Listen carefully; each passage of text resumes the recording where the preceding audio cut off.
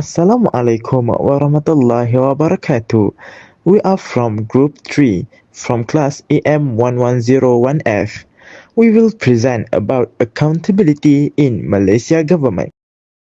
For the introduction, accountability is the obligation to give answers and explanation concerning one's action and performance to those with a right to require such answer and explanation. Hi, Assalamualaikum. My name is Nur Anisha binti Rosman and I'm going to tell about the objective of this presentation. The first one is to demonstrate a comprehensive understanding of the concept of accountability. And the second one is to analyze and articulate the specific strategies and mechanisms implemented by the Malaysian government to strengthen accountability within its public administration system. My name is Al-Hafiz Silmi and I am a third presenter. I will present for first point of our presentation, namely the concept of accountability.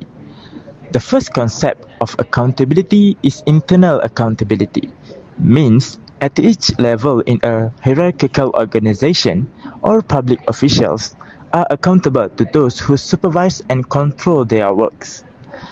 Furthermore, for example, the internal accountability is responsibility. Accountability begins with responsibility. This means if a mistake happens or a decision leads to the problems, the person must accept the consequences and take corrective action. On the other hand, the second concept of accountability is external accountability, means ensurability for action carried out and performance achieved to other relevant and concerned authorities outside his department or organization. Furthermore, for example, to external accountability is the obligation to report transparently to parties such as government, society, shareholders, or funders.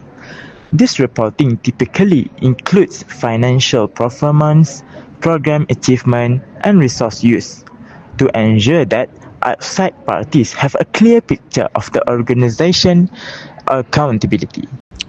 Assalamualaikum. My name is Nurkisina Safia binti Nur Aidil. I am assigned to do strategies, and one of the strategies is well-defined compensation components. Executive compensation consists of an appropriate mix of salary, annual and long-term incentives, and benefits. Base salary reflects core job responsibilities and the relevant external market for these responsibilities. Annual incentives focus on company, team, and individual performance, typically over an annual time frame. The second strategy is pay and performance validations. Company management and boards have the responsibility of demonstrating an appropriate relationship between compensation and financial performance. Drawing an internal human resources, often in conjunction with compensations consultants. Senior management determines appropriate peer companies that reflect the marketplace for talent and competition for products and service. Next, executive accountability is central to effective compensation. While numerical results are key, accountability requires a clear cause and effect link between result and rewards, ensuring strong performance is rewarded and poor performance is not. Companies face pressure to refine measurement system to translate shareholder value creation into measurable behavior, making the performance assessment process crucial for effective executive pay. Last but not least, higher standards of governance. The CEO and Board of Directors have primary oversight for the executive compensation strategy. As shareholder representative, they must exceed legal compliance to maintain investor confidence. Recently, mandated board self-evaluations help ensure director independence and adherence to charters.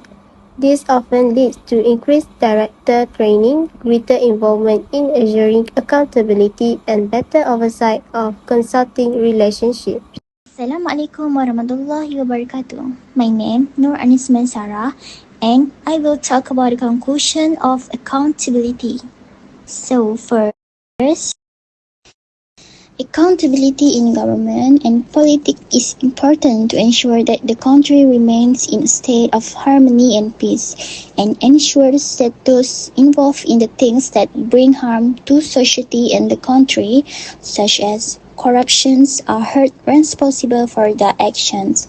For example, they will get imprisonments maximum 20 years and fined at least 5 times the value of the bribe or 10,000 ringgit, whichever is higher, and both imprisonment and fines can be imposed concurrently.